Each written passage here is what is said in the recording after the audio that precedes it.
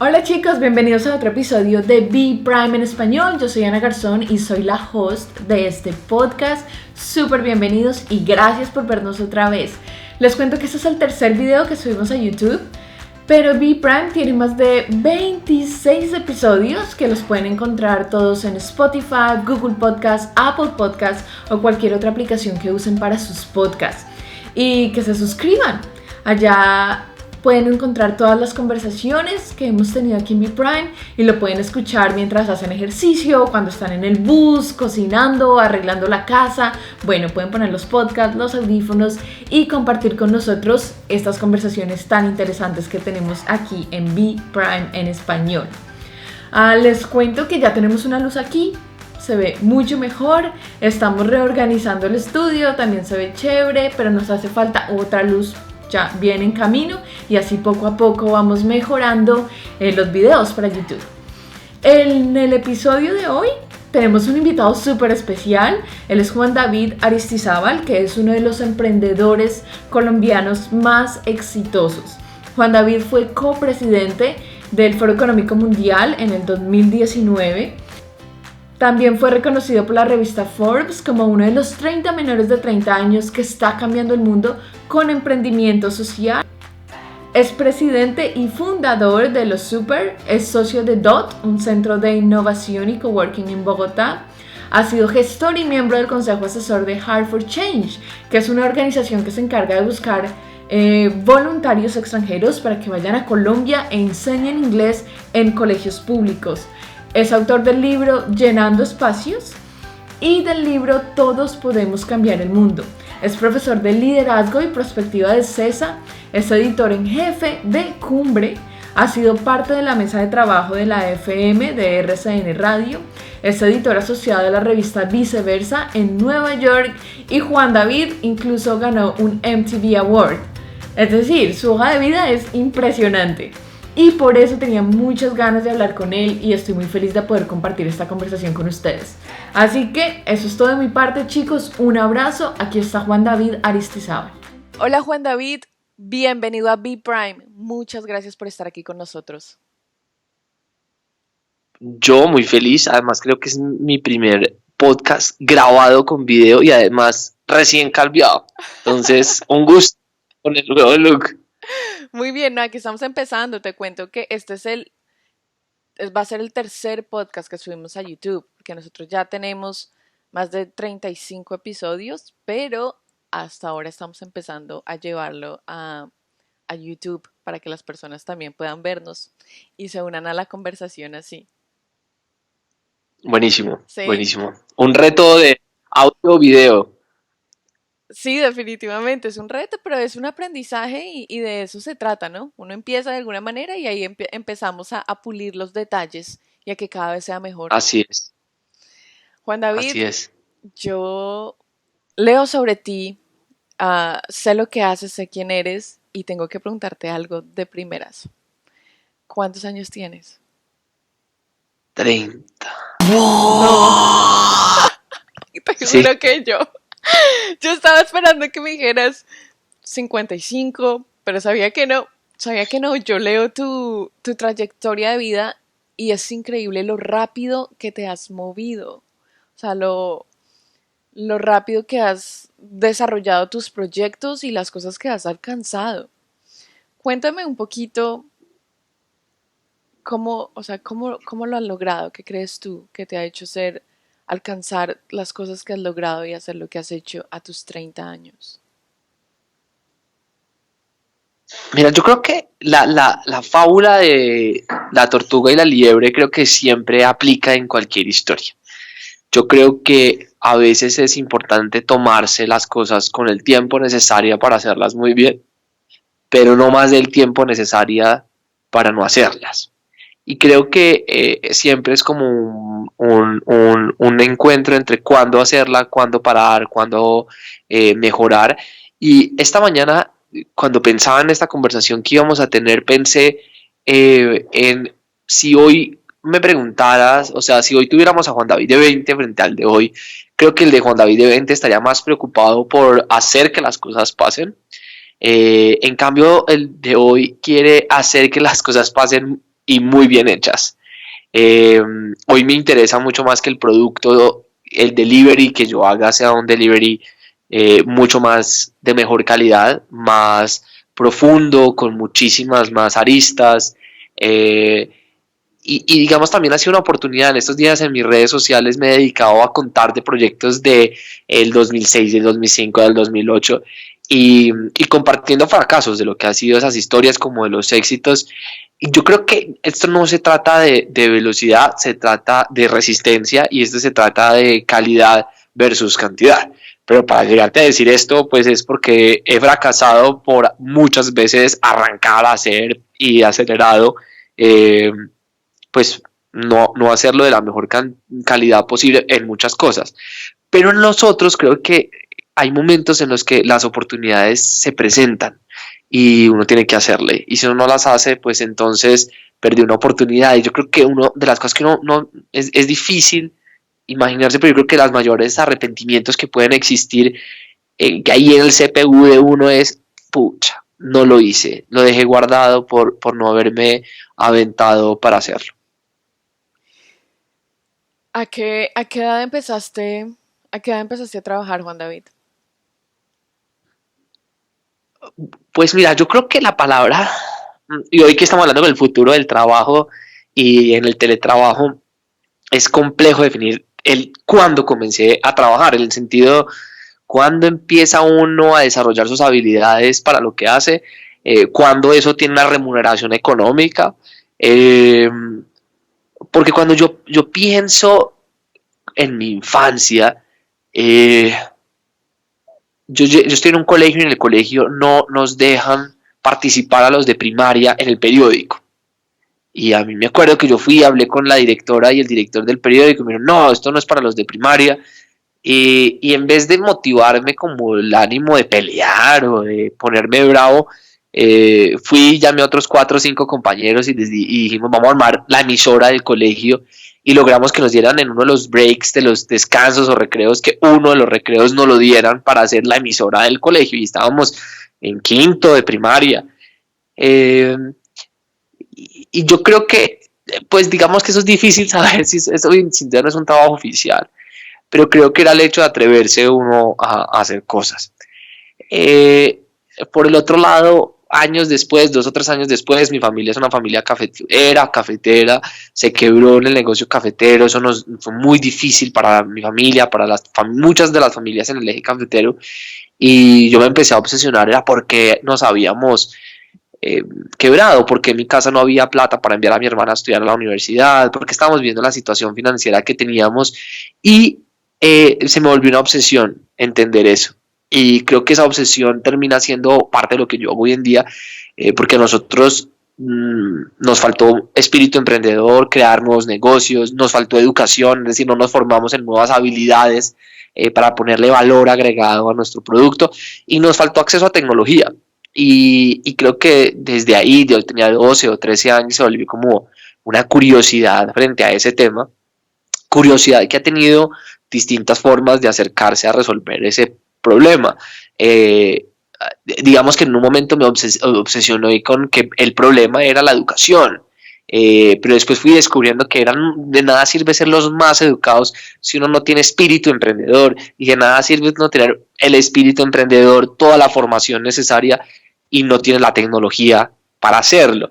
Entonces, creo que ha sido una madurez también con el tiempo de entender que esas tres son fundamentales para lograr generar prosperidad en una comunidad, en una organización o en una institución, que seguramente es algo que a ti te debe pasar, que hay instituciones financieras que tienen gente con muy buen espíritu emprendedor y hasta con la tecnología, pero no tienen la educación para salir adelante o evolucionar en la organización. Sí, de acuerdo. Y te preguntaba por el trabajo porque, bueno, para saber un poquito cómo empezaste realmente, porque varios de los problemas que yo veo ahorita con los bancos, con este tema de optimización que estábamos hablando y automatización, es que es que las personas muchas veces empezaron a trabajar muy tarde. Eso lo veo sobre todo en nuestros países. en nuestros países latinoamericanos, no tanto aquí en Australia, pero sí lo veo mucho en Colombia. A veces empezamos a trabajar ya cuando estamos en la universidad, saliendo de la universidad. Los voluntariados no son tan populares en Colombia, no en la forma que son aquí, por ejemplo. No se incentiva tanto a los jóvenes desde pequeñitos a ir a adquirir nuevas experiencias y entonces es muy fácil que solamente veamos un camino, o bien el camino que nos dijeron o el camino que nosotros creamos y creímos que era el nuestro y nos fuimos por esa ruta derechito, derechito y de pronto llegamos, sabes, a nuestros 40 años y resulta que no tenemos nada más de experiencias fuera de ese área y a veces no sabemos ni siquiera por qué escogimos, por qué estamos ahí en el banco. Eso me pasa un montón, porque porque estoy en el banco, porque llevo 20 años, 15 años trabajando para el banco, fue simplemente donde la vida me llevó y siento que una de las formas de romper eso es con el trabajo, adquirir experiencias y por eso quería preguntarte que generalmente las personas que han alcanzado el éxito como tú han empezado desde muy temprano a adquirir experiencias, a trabajar de una u otra manera. Mejor dicho, creo que tú le acabas de dar al punto. Mira, tengo una persona que nosotros desde Buena Nota lo hemos acompañado en mentorías y ese es un joven que hoy en día está en segundo o tercer semestre en la universidad, está estudiando administración de empresas y su ejercicio hoy en día está importando scooters, motos eléctricas, patinetas eléctricas. Pidió un préstamo, nunca había pedido un préstamo, y entonces todas las clases de contabilidad y de finanzas le sirven para aplicarlo en su pequeño emprendimiento. Y una de las cosas que creo yo que, como tú lo dices, es experiencias. Yo creo que en, uno tiene que agregarle experiencias a los años. Y las experiencias tienen que ver crear un podcast, crear una página web, crear un sitio para comercializar productos. Eh, También puede ser hacer voluntariado, como también puede ser hacer prácticas o internships en instituciones y en organizaciones. Y creo que las vacaciones de verano, como las vacaciones de diciembre, en el caso nuestro, creo que podrían utilizarse muchísimo mejor. Y en parte tiene que ver cómo el sistema educativo está organizado, pero también es con la falta de información que tienen los adolescentes y jóvenes alrededor de su tiempo libre, qué se puede hacer en el tiempo libre, cómo capitalizarlo, cómo jugarlo y cómo usarlo. Pero cuando uno se pone a ver de dónde viene, también son los padres y los profesores que muchas veces no tienen no saben, no tienen, es falta de información más que falta de interés porque los jóvenes tengan esa experiencia. Sí, sí, sí, de acuerdo. En el podcast hablé con Javier Martínez Aldanondo, él es consultor para la ONU y para el Banco Interamericano de Desarrollo en temas de educación. Y fue una conversación fascinante donde él me hablaba de lo que pensaba que eran las fallas de la educación, pero también hablábamos del futuro de la educación. Y bueno, ese es uno de los podcasts más fascinantes que he tenido donde él discutía y precisamente llegaba a lo que tú acabas de decir. Importantísimo experiencias y como hacer cosas, hacer. No tanto escuchar al profesor en el aula, sino empezar a hacer cosas para poder aprender y adquirir conocimiento. Y yo sé, Juan David, que tú eres muy grande en el tema de educación. Y ahorita, y bueno, y tienes a los súper. Cuéntame, empezamos hablando un poquito por ahí. Cuéntame de qué se tratan los súper, de dónde salió la idea de los súper y de qué se trata. Imagínate que una vez a un joven que nosotros habíamos hecho mentoría, llegó a una entrevista de trabajo, estaba buscando trabajo, le hicieron, pasó al examen y le fue muy bien técnicamente. Y cuando después tuvo la entrevista con las personas del cargo, no pasó. Y entonces nosotros quisimos averiguar con ese equipo, oiga, este es un pelado que nosotros les hemos hecho mentoría técnica, lo hemos puesto a trabajar en estos temas. Cuando en esa empresa nos dijo, esto fue hace 4 o 5 años, nos dijo, oigan, ¿saben una cosa? Es que detectamos que tiene una incapacidad por ahora de trabajar en equipo y no le vimos muchísimas ganas comunicar sus ideas. Y para nosotros fue como, wow, o sea, nosotros tenemos a alguien súper técnicamente al quien hemos conseguido mentores técnicamente para enseñarle. Eh, nosotros tenemos que hacer algo.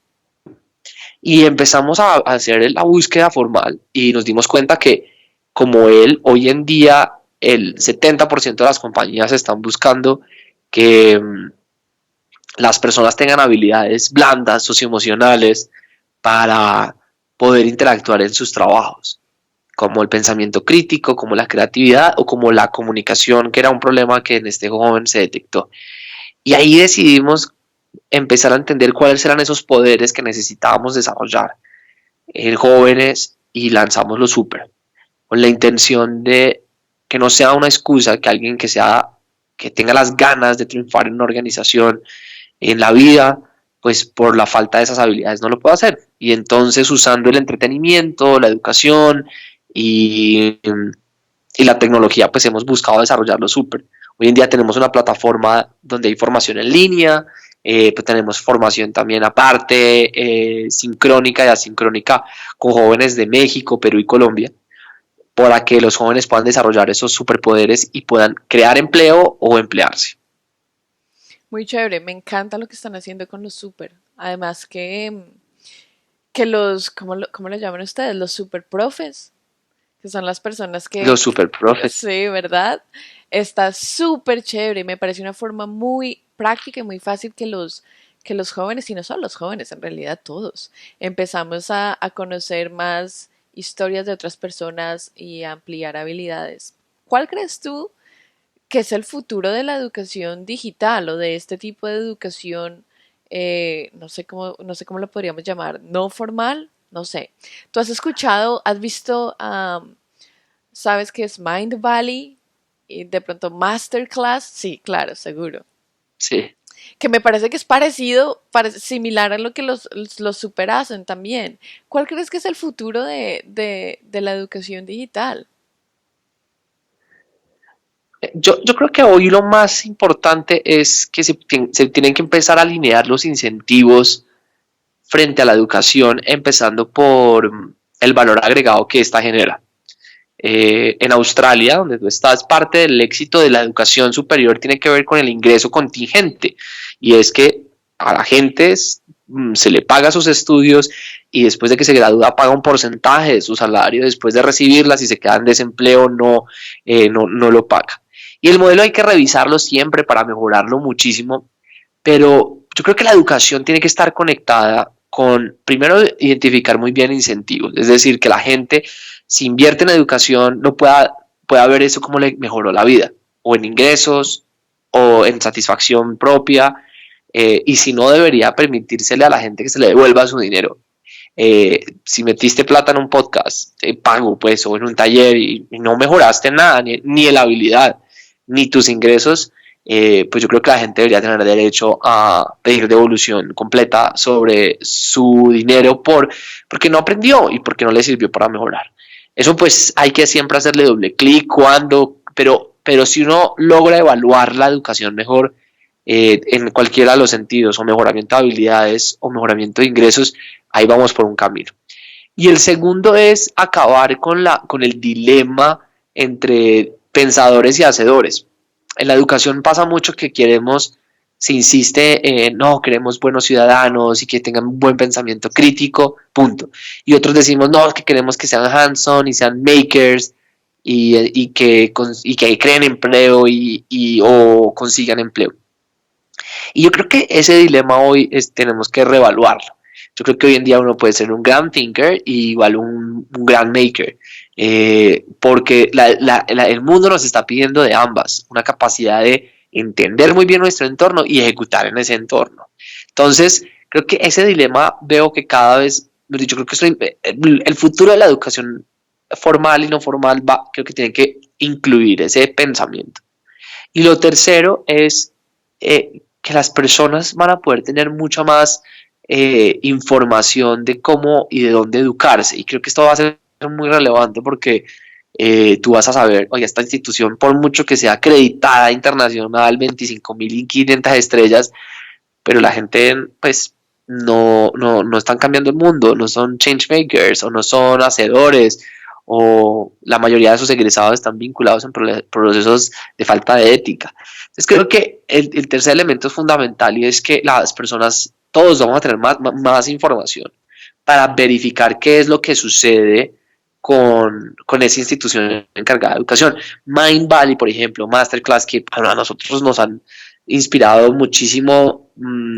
Creo que en gran parte uno cree es porque, digamos, en el caso de Mind Valley, y a mí me pareció extraordinario. Yo he hecho 2 o 3 cursos con ellos y me parece que la inversión vale toda la pena en los que he hecho. Como me ha pasado con Coursera gratuito, hay unos que valen toda la pena, pero hay otros perversamente malos.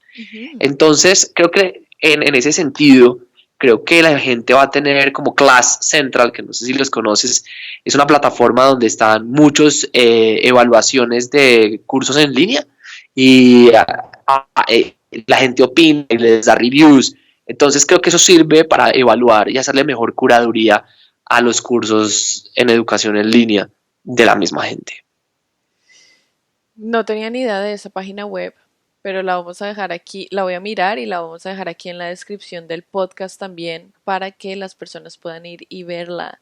Muy chévere, donde uno pueda ver Class el review. Central. Sí, porque Sí. tienes razón, a veces ese es uno de mis miedos personalmente, con Masterclass sobre todo. Yo veo Masterclass y pues son los mejores de los mejor en cualquier área específica, ¿no? Negociación, tienen escritores, fotografía, actores, bueno, los mejores. Pero ellos también tienen mucho contenido online gratuito. Generalmente las personas que están haciendo el masterclass. Y entonces a veces mis dudas es, ¿me van a poder ofrecer un valor extra a lo que ya puedo consumir gratuitamente online? Pero está muy chévere poder ir a esa página web y revisar los diferentes cursos. Juan David, ¿cómo yo hay varias personas, creo que la mayoría de personas en algún momento han querido cambiar el mundo y cambiar algo en algún tema. Por ejemplo, en tu lado están los emprendimientos sociales, todo lo que haces con el tema de la educación, por supuesto. Y sé que varias personas quisieran, en algún momento han pensado en cambiar el mundo. ¿Por qué crees que hay personas como tú que toman acción y otras que no? Que nos quedamos pensando en qué bueno sería si alguien hiciera esto.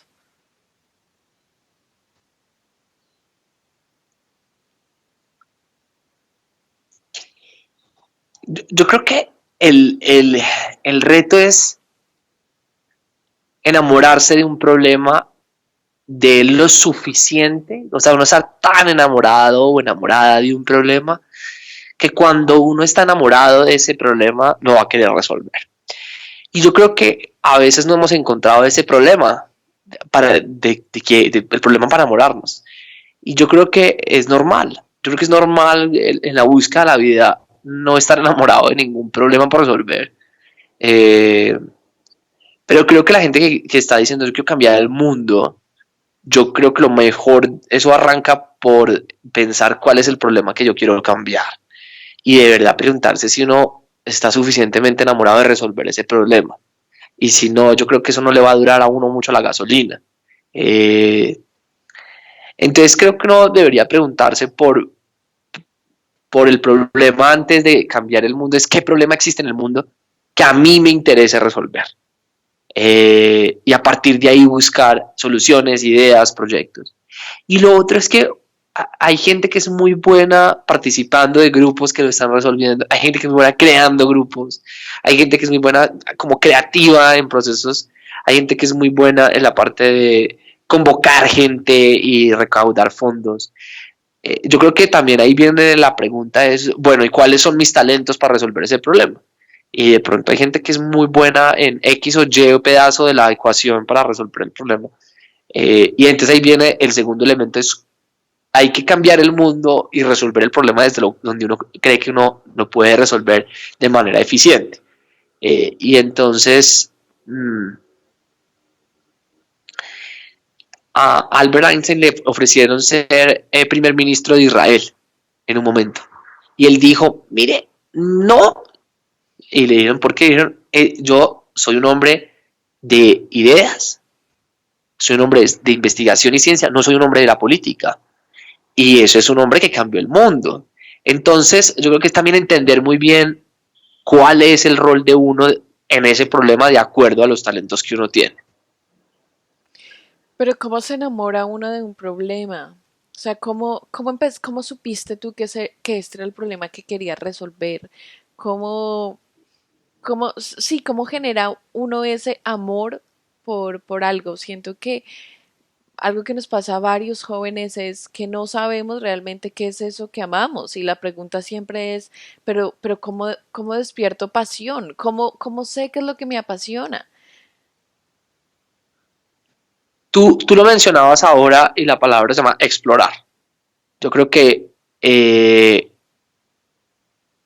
cuando uno se atreve a explorar el mundo y es curioso en esa exploración, va encontrando cosas que le llaman la atención y que no le gustan o que le gustan. Yo creo que es muy difícil uno, sin explorar, descubrir el problema. Y lo segundo es que yo particularmente creo que la inspiración, digamos, las buenas ideas pueden venir de momentos de pensamiento difuso. O sea, están dos tipos de pensamiento, foco y difuso cerebralmente. Y Dalí lo utilizaba muchísimo cuando él se ponía una bola en sus manos y él se iba a dormir y él eh, tenía una idea y como no quería perder la idea, la bola era tan pesada que se caía al suelo y se despertaba, antes se acordaba de la idea. Entonces, yo creo que uno la inspiración la puede encontrar de muchas maneras. La puede encontrar meditando, la puede encontrar en el sueño, pero también la puede encontrar haciendo cosas. Y, por ejemplo, el último libro que escribí, hay días en los que yo tenía cero inspiración, cero. Digamos que era el día que yo decía, no me quiero levantar a hacerlo. Pero me levantaba y decía, bueno, dos hojitas. Y me pasaba que al principio era súper complejo y difícil, no me salían las palabras, ni las historias, ni... Pero después de los primeros tres párrafos yo decía, ya, quiero seguir. Porque hay un impulso que la inspiración, a la que la inspiración sigue, y es el hacer cosas. Entonces yo creo que a mí cuando alguien me dice, no tengo ni idea qué hacer con la vida, a mí me parece que eso es hasta positivo, pero me parece pero que si uno le pregunta, bueno, ¿y qué estás explorando? O sea, no estoy explorando nada, esa me preocupa muchísimo más. Pero cuando la gente está haciendo un podcast, si está haciendo un video, si está yendo a un deporte y jugando algo, en la exploración es donde uno puede encontrar esa inspiración y encontrar el problema. Y yo por eso creo que también es importante desarrollar la capacidad de ver el entorno, porque cuando uno observa el entorno, ve problemas, ve qué cosas no le gustan, ve cómo lo haría distinto.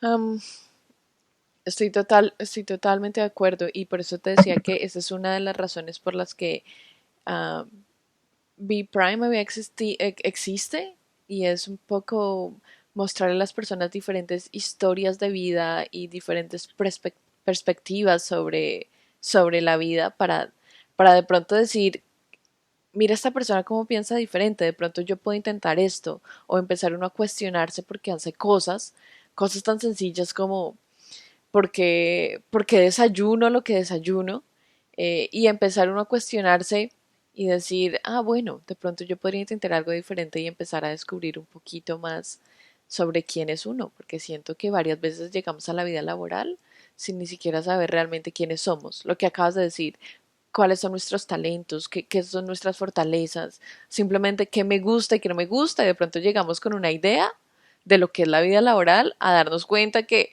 ay, esto es completamente distinto a lo que yo pensaba, pero es que nunca había tenido la experiencia. Entonces, no, estoy muy de acuerdo contigo. Quisiera preguntarte ahora, hablar del tema de emprendimientos sociales. ¿Por qué decidiste irte por ese lado del emprendimiento social? Mira, porque mi obsesión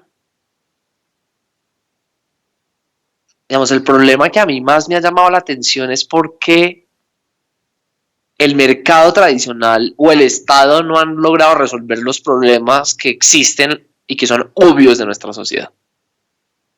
Y me encontré que existe una palabra pues para eso, emprendimiento social. Si eso se llamara de otro nombre, creo que sería ese otro nombre que escogería.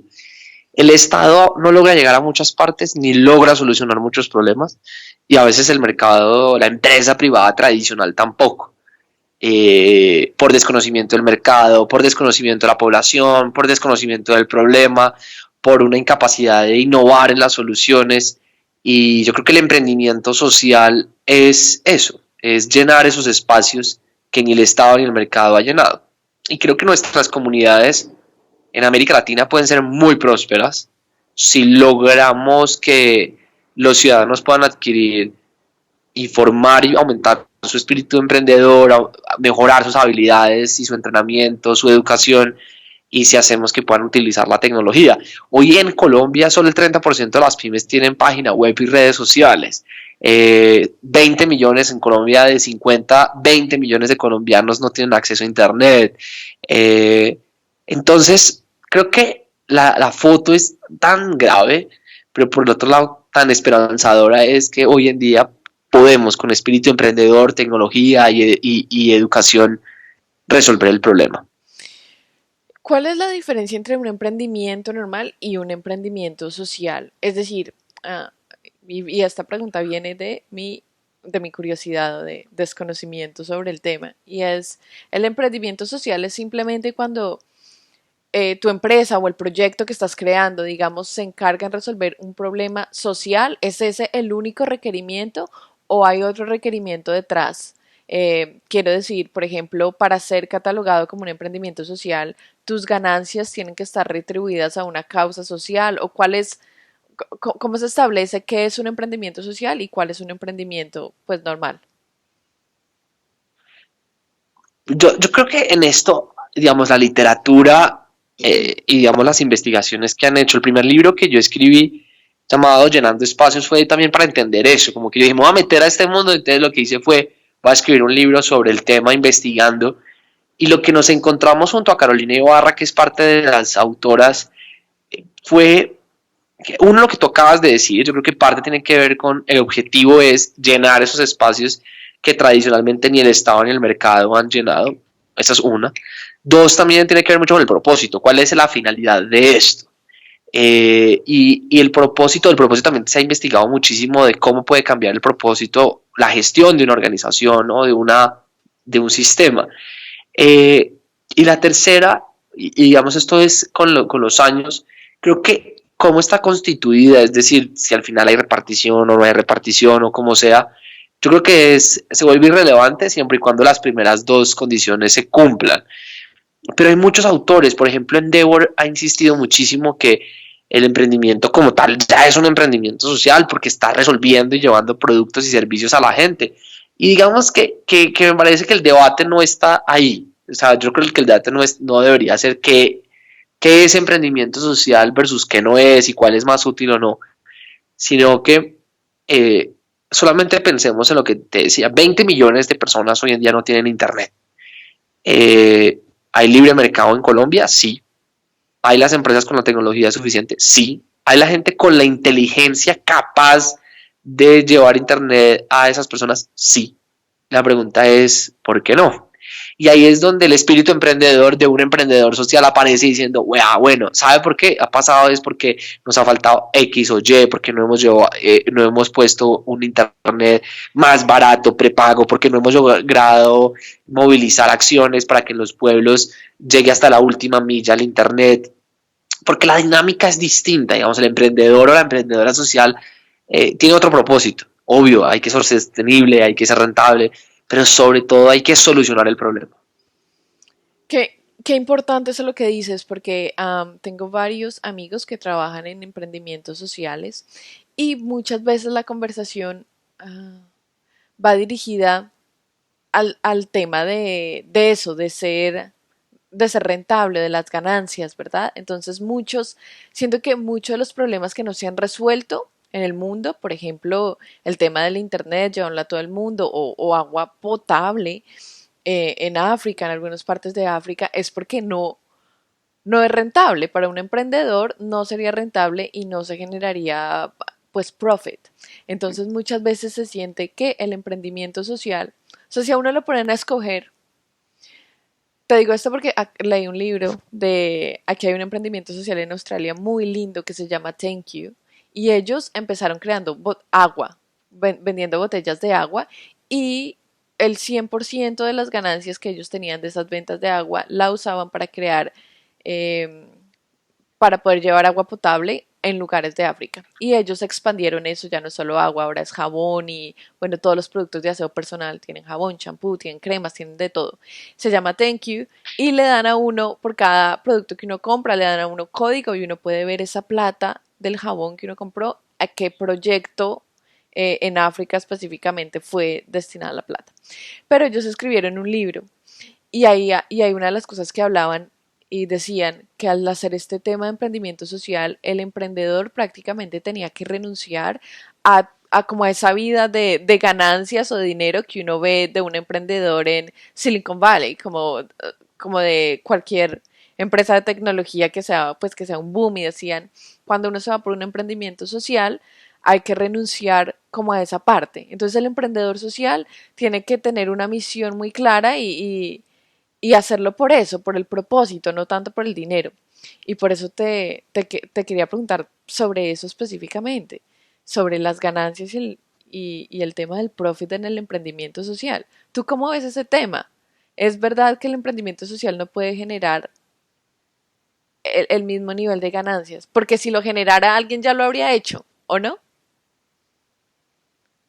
Yo creo que el caso de Aravind en la India es un gran ejemplo. Ellos crearon una metodología de operar cataratas a bajo costo. Y hoy en día ya no solamente operan cataratas, sino que tienen lentes de contacto y muchísimas personas del mundo terminan viajando a la clínica de Aravind eh, a operarse. Y yo creo que el reto tiene que ver con, creo que un emprendimiento que no sea sostenible, y es con la experiencia nuestra de haber fracasado en cosas que no han sido sostenibles, eh, pues tiene que ver con el modelo. Yo creo que el modelo siempre tiene que ser sostenible de entrada. Y lo otro es, digamos que también una motivación. Yo no creo que, mejor dicho, Mohamed Yunus en Bangladesh, creando los bancos de microcrédito, lo que han logrado es reinvertir sus muchas ganancias en crear otros emprendimientos y apalancar otros emprendimientos. Entonces yo creo que en el tema de las utilidades, yo creo que desde el punto de vista del negocio, la base de la pirámide, hay gran riqueza, eh, pero que también creo yo que cuál es la misión. O sea, y yo creo que no es malo, y me parece que esa no es la discusión pues, en la que uno diría, no, es malo ganar plata o no. Yo lo que creo que lo que es malo es sabiendo que mi producto puede abaratarse y hacerlo más eficiente, ¿por qué no hacerlo? Y ahí es donde hay que repensarlo. Es como, bueno, pero ¿por qué tengo que cobrar más de lo que ya alcancé? Me genera una utilidad y digamos, ya todos estamos ganando porque pasar a la siguiente raya de, no sé, la usura eh, o ser ociosos. Hace como 4 años, un medicamento en Estados Unidos, un emprendedor compró un laboratorio y un medicamento súper importante para unos pacientes decidió subirle a 700% el precio de ese medicamento. Y le preguntaron en un medio de comunicación si, pues, ¿por qué 700? ¿Por qué ese valor? Dijo, porque yo soy el dueño y porque quiero. Y entonces yo creo que también debemos preguntarnos como consumidores y es, ¿qué tipo de empresas queremos en la sociedad? Yo quiero empresas robustas financieramente, que generen utilidades, que se la repartan a los dueños porque prestaron el capital, que le paguen muy bien a los empleados, que esas utilidades, si se puede, reinviertan en proyectos sociales.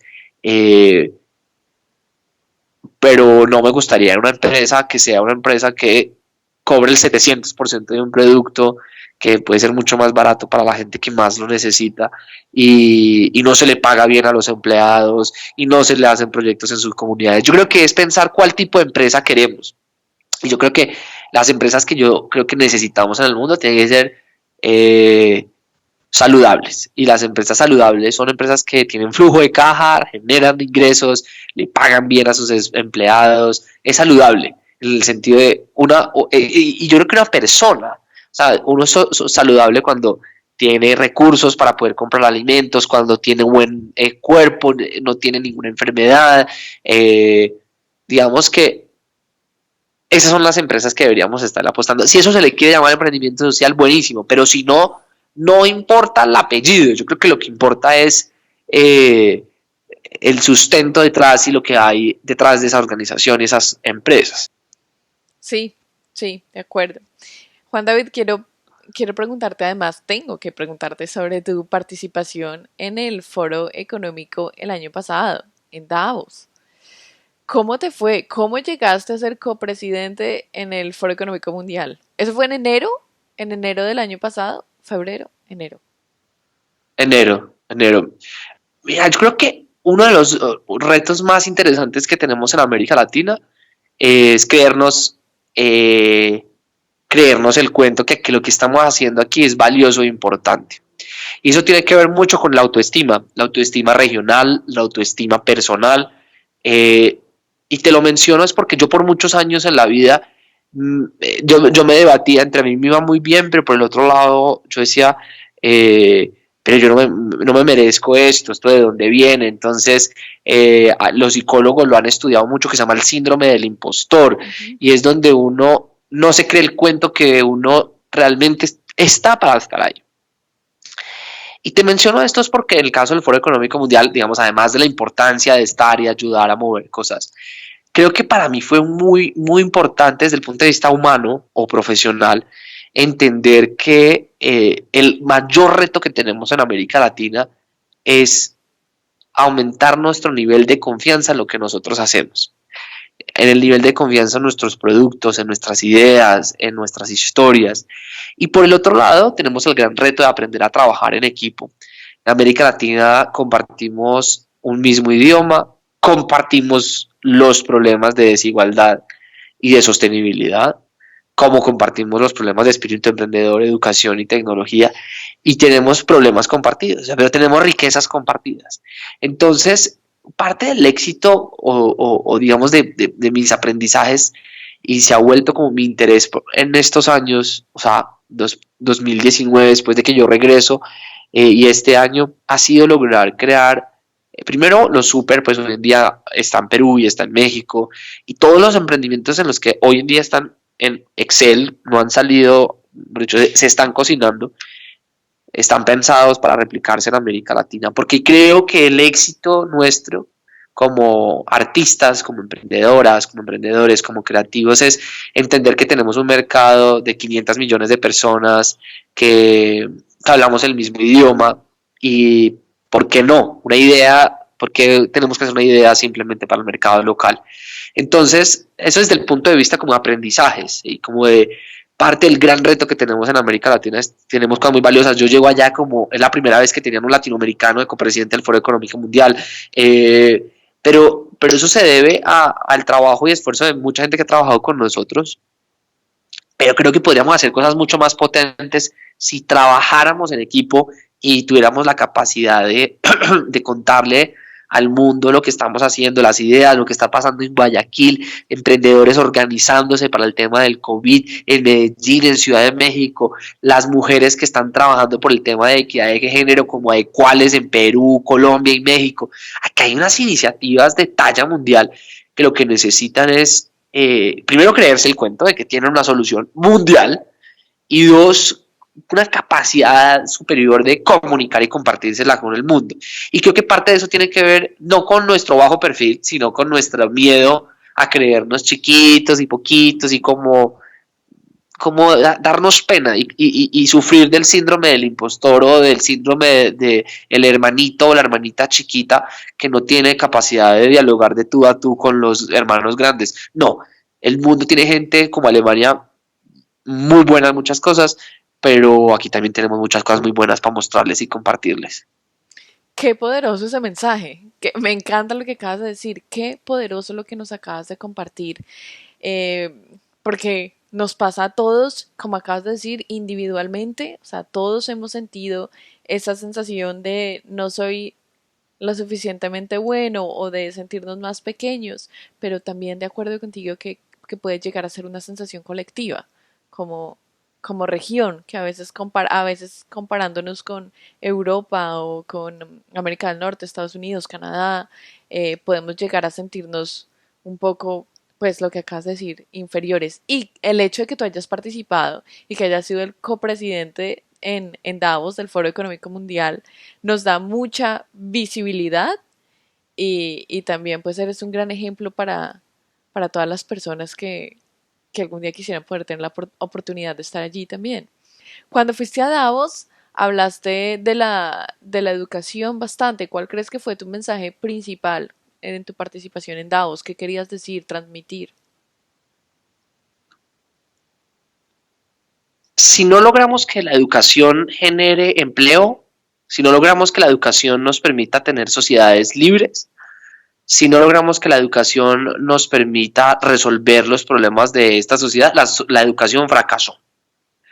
Y empecemos por el primero. Si la educación no le permite a nuestros jóvenes crear riqueza, ¿para qué entonces?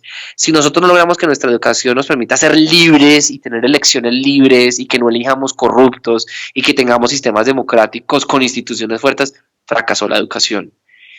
Y si no logramos que la educación nos permita resolver los problemas de sostenibilidad donde cuidemos el medio ambiente, ¿para qué entonces la educación?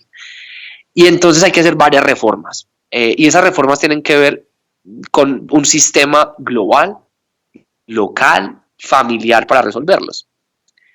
Empecemos por el del empleo. Creo que la educación necesita cultivar el pensamiento crítico y cultivar la habilidad maker, o sea, hacer cosas. Las dos son fundamentales. Y eso se alimenta con permitir que exista la curiosidad y que se permita hacer preguntas. Si el sistema educativo no le permite a la gente hacerse preguntas y debatir y contraargumentar con sus profesores, pues estamos igual que una máquina. Repita y repita y repita. Y para eso las preguntas son tan importantes. Por eso Sócrates y la filosofía es tan importante en la educación. Porque necesitamos hacernos mejores preguntas y devolvernos y cuestionar. Y entonces parte tiene que ver con esa combinación. Y la generación de riqueza también tiene que ver con necesitamos hablar de crear empleo. Yo creo que hay una obsesión en los jóvenes a que consigan empleo, pero el chip también podría ser creen empleo y qué emprendimiento van a crear y qué proyecto van a hacer. Y puede ser como tú y como yo que tenemos varios paticas en nuestra vida profesional y estamos en el banco y estamos en lo uno y en lo otro, porque creo que el mundo cada vez va a ser más así, múltiples trabajos, múltiples formas de generar ingresos y también de ayudar a la sociedad. Y eso tiene que ver con aumentar los programas de emprendimiento, permitirle a los jóvenes hacer prácticas. Y llego a las prácticas y es que creo que las prácticas, el sistema hoy empresarial tiene que pagar las prácticas, porque los jóvenes tienen que tener plata en el bolsillo, para que también aprendan de educación financiera, que es relevante para la sostenibilidad del sistema. Esa es la primera. Lo segundo es que como la educación está diseñada hoy, si no logramos que genere pensamiento crítico y que sea curiosa y nos permita manifestar la libertad, pues entonces no vamos a tener unos sistemas políticos sostenibles en el tiempo. Si la gente sigue siendo analfabeta, Colombia tiene 3 millones de personas analfabetas. Si no logramos que la gente sepa leer y escribir y entender, pues van a seguir mandando fake news y creyendo en noticias falsas. Y ahí debería estar la educación diciendo, mire, antes de que, por dicho, no quiero decir que sea más importante esto que la trigonometría, pero un ciudadano, para ser ciudadano, debería tener la capacidad de decir, este texto que me están mandando es fake news. Y la educación debería estar preocupada por eso. Y la educación debería entender que si no se entiende el contexto es muy difícil, digamos, cerebralmente está comprobado que la mejor manera de uno entender algo y de crear nodos en la memoria es ponerle contexto. memoria de corto plazo, reforzar pensamiento, después pasa a memoria de largo plazo, pero la mejor forma de que esto entre a la memoria de trabajo es contexto.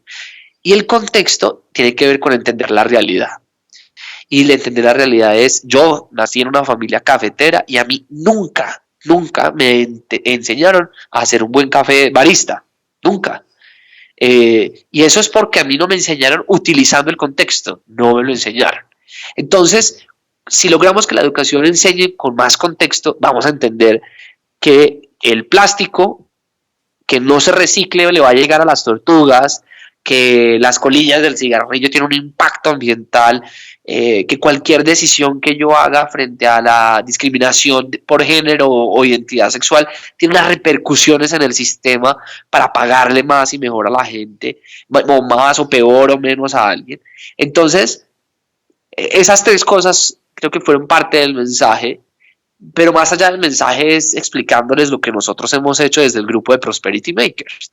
El grupo de Prosperity Makers tiene varios emprendimientos. Tiene un emprendimiento de lo super en habilidades socioemocionales, el Heart for Change, en emprendimientos trayendo voluntarios a enseñar inglés en América Latina, Buena Nota con su servicio de mentoría, también mostrando nuestros casos de fracaso y éxito para lograr solucionar esos tres problemas que tiene la educación. Preguntar que cuál creías que era el impacto de del Foro Económico Mundial en ese sentido, porque tú vas y expresas y hablas de estas ideas poderosas, pero ¿cuál crees que es el impacto para llevarlo a la acción? ¿Crees que Mira, sí? por ejemplo, hoy, ¿Te puedo pedir hoy un en día, favor? el Discúlpame, foro, ¿te puedo pedir un favor? ¿Puedes prender la luz? Se está oscureciendo en Colombia y entonces cada vez ya te veo menos ya y te lo menos. aprendí, Sí, dale. ya te lo aprendí. ¿Listo? ¿Mejoró? Sí, ya te veo otra vez. Bueno, sí, Sí, me sí va decías. yendo, sí va. Sí, entonces mira, el foro, por ejemplo, este año presentó una plataforma donde hay empresas ya vinculadas para mejorar las habilidades de sus empleados frente a la automatización, con acciones concretas de qué se tiene que hacer en cada empresa. Y hay una convocatoria global para que eso suceda. Y entonces, esas es como las cosas que suceden y que son muy puntuales, porque creo que el éxito de cualquier plataforma como el foro es movilizar a la acción. Y creo que en eso el foro es experta en crear alianzas público-privadas para que suceda. Ok, muy bien. Muy bien, pues me alegra saber eso, que de ahí sí salen acciones y cosas, bueno, acciones que se pueden tomar. Concretas, Ujú, puntuales. Sí. sí, sí. Juan David, antes de que terminemos la entrevista, quiero preguntarte algo, que, bueno, no es solo una pregunta, de hecho, ahorita pienso y son más, pero quiero preguntarte, si hay, ¿cuál crees que es una pregunta que las personas se deberían hacer para transformar sus vidas? ¿Qué pregunta te has hecho a ti mismo que te haya ayudado a llegar y a hacer lo que has hecho, lo que has logrado? Si yo soy el candidato ideal para el sueño que quiero. Usualmente la respuesta es que no. Entonces me toca ponerme a estudiar y a prepararme. Me encanta esa pregunta. Y bueno, ¿cómo haces cuando la respuesta es que no? ¿De dónde sacas las ganas para seguir, la motivación y decir, bueno, pues todavía no, pero sí?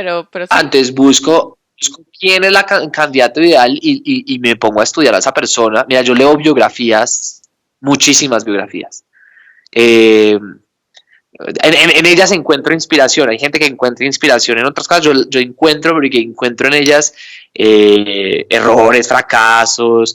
Entonces, creo que frente al tema de la automatización, por ejemplo, esa creo que debería ser una obsesión de las personas. ¿Soy yo el candidato ideal para el cargo en el que estoy? Y si la respuesta es que no, hay que ponerse a estudiar. Más creatividad, mejor trabajo en equipo, mejor comunicación, más, creo que se le vuelve una obsesión porque creo que la mayor habilidad y la más importante hoy es el aprendizaje constante, el aprendizaje para toda la vida. Qué importante lo que acabas de decir y me encanta que venga de ti. Me encanta escuchar eso porque algo que a mí me ha ayudado mucho en la vida para mejorar mi confianza y para perseguir diferentes proyectos es eso, es la mentalidad de estudiante o de aprendizaje, es decir, quizá no esté aún ahí, quizá no sepa todo, pero confío en mi habilidad de aprender. Y decir, quizá aún no sepa cómo hacer videos en YouTube y esto es nuevo para mí y bueno, pero confío en que voy a aprender y de eso se trata. No lo tengo perfecto ahora, pero tengo una mentalidad de Sí. estudiante de aprendizaje y decir, iré mejorando, iré aprendiendo y adquiriré las habilidades que se necesitan. Juan David, si las personas quieren saber de ti, de lo que estás haciendo, tus proyectos, en qué andas, en dónde te pueden encontrar. En Instagram, Juan David Aristi, y en Twitter también como Juan David Aristi. O en LinkedIn también, pero dicho, por esas tres nos podemos encontrar. Perfecto, nosotros vamos a dejar los links a tus redes sociales, también a los super y bueno, también la página web que nos diste antes para que las personas puedan ver en qué andas, en qué estás y en todos los proyectos. Muchas gracias por lo que estás haciendo, Juan David, por lo que estás haciendo por los jóvenes, por Colombia y por ser la gran inspiración que eres. Muchas gracias a ti y vamos, mejor dicho, todos podemos cambiar el mundo y donde estemos, creo que preguntémonos qué problema nos gustaría resolver. Gracias, Juan David, y espero que nos volvamos a ver pronto para seguir hablando y Así más será, y más. así será. Te mando un abrazo y que tengas un excelente día en Australia. Gracias, Y allá Juan nos David. veremos. Claro, pero por favor, tienes que decirme cuándo vayas a venir Allá a nos veremos. Australia y te hago el tour, pues, por todo el país. Por favor, Claro. cuídate mucho. Un abrazo, Gracias, un chao. abrazo, chao.